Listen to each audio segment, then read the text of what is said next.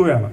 പക്ഷേ നമ്മൾ മാതാപിതാക്കൾ, ടീച്ചേഴ്സ് കൂടുതൽ ശ്രദ്ധിക്കേണ്ട ഒരു കാര്യം എന്ന് പറഞ്ഞു കഴിഞ്ഞാൽ, കുട്ടികളാണെങ്കിൽ പോലും നമ്മൾ അവരുടെ ബാഗുകൾ, എന്തെങ്കിലും സംശയമുള്ള കുട്ടികൾ, പഠിത്തത്തിൽ എന്തെങ്കിലും ചെറിയ പ്രശ്നങ്ങളൊക്കെ തോന്നുന്ന കുട്ടികൾ, നന്നായി പഠിച്ചുകൊണ്ടിരിക്കുന്ന കുട്ടി പെട്ടെന്ന് പഠിത്തത്തിൽ നമുക്കൊരു ചെറിയ മാറ്റങ്ങളൊക്കെ വരുവാണെങ്കിൽ അവരെ നമ്മൾ കൂടുതലായിട്ടൊന്ന് ശ്രദ്ധിക്കുകയും നമ്മൾ പഠിച്ച സ്കൂളിൽ പഠിച്ച നമുക്കറിയാം, അവിടെ ഡാൻസ് നടന്നു, എന്ത് ബ്യൂട്ടിഫുൾ ആയിട്ട് ഡാൻസ് നടന്നു, പ്രസംഗം നടന്നു, വെൽക്കം ചെയ്തു, എല്ലാം വളരെ ജെന്റിലായിട്ടും വളരെ ഹൈ പ്രൊഫൈലിലും ചെയ്തേക്കണം.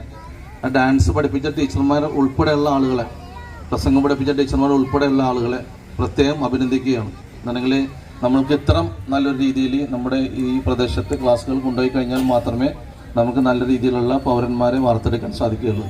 നമുക്ക് ഇവിടെയുള്ള നമ്മുടെ പ്രദേശത്തുള്ള കുഴപ്പം, നമ്മുടെ പ്രദേശം മാത്രമല്ല കേരളത്തിലെമ്പാടുള്ള കുഴപ്പം, നമുക്ക് ഈ ഡ്രഗ്സ് മാഫിയ വളർന്ന് പന്തലിച്ചു പോയി. അതിനെ നമുക്ക് ഈ നാട്ടിൽ നിന്ന് കെട്ടുകെട്ടിക്കാൻ വേണ്ടിയുള്ള ഒരു പ്രയത്നവുമായിട്ട് നിങ്ങളുടെ എല്ലാവിധ സപ്പോർട്ടും എനിക്കും തന്നെ, എൻ്റെ എല്ലാ സപ്പോർട്ടും നിങ്ങൾക്കും ഉണ്ടാവും. നമുക്ക് ഇതിനെതിരെയുള്ള ഒരു നല്ലൊരു ക്യാമ്പയിനായിട്ട് മുന്നോട്ട് പോകാം എന്ന് മാത്രം പറഞ്ഞുകൊണ്ടും, നിങ്ങളുടെ ഈ നാട്ടിലെ ഫോർട്ട് കൊച്ചി ബീച്ചിൽ ഇത്തരമൊരു പ്രവർത്തനം കാഴ്ചവെച്ച ഫാത്തിമ സ്കൂളിലെ ഹെഡ് മിസ്ട്രസിനോടും അതുപോലെ തന്നെ അവിടുത്തെ രക്ഷാകർത്താ സംഘടനകൾക്കും ഞാൻ പ്രത്യേകം അഭിനന്ദനം പറയുകയാണ്. കാരണം എന്താണെന്ന് വെച്ചിട്ടുണ്ടെങ്കിൽ സമൂഹത്തിൽ ഉണ്ടാകുന്ന ഇത്തരം പ്രതിബദ്ധതകൾ നമുക്ക് ആശംസ കേട്ടോ. നമ്പർ ഗെയിം വേണം, ക്ലാപ്പ് ഗെയിം വേണം.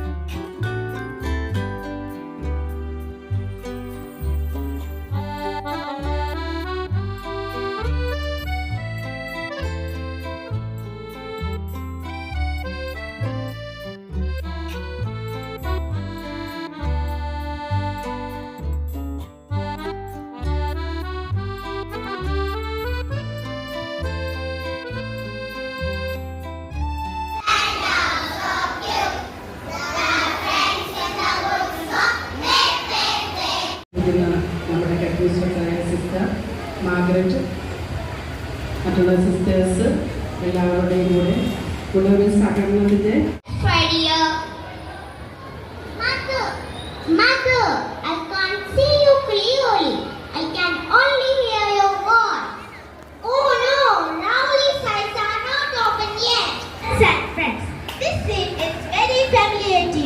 You might have seen this situation in movies.